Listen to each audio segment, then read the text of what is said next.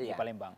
Nah begini, kalau memang Anda ya melakukan sholat asar di waktu maghrib karena dua sebab tadi, lupa dan ketiduran, itu tidak ada masalah.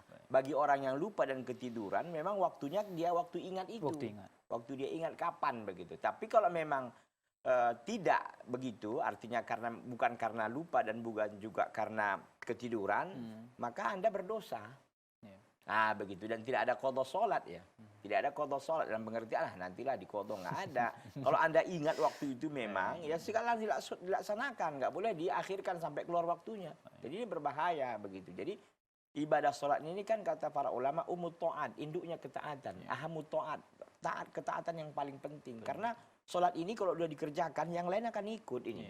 Kalau sholat nggak dikerjakan, nggak diperhatikan dengan baik, tidak dilaksanakan dengan baik, yang lain pun akan ikut gitu. Sedekah pun akan macet-macet, puasa pun nggak pernah, ya, amar ma'ruf pun apalagi dan sebagainya. Jadi ketika kita bisa menjaga sholat kita dengan baik, insyaallah taala amalan-amalan pun akan ikut, amalan-amalan pun akan mudah untuk kita lakukan. Jadi sekali saya katakan, kalau memang Anda ada udzur, yaitu tadi karena ketiduran ataupun lupa, fala ba'sa bihi, maka tidak ada mengapa. Tapi ketika tidak, Anda berdosa.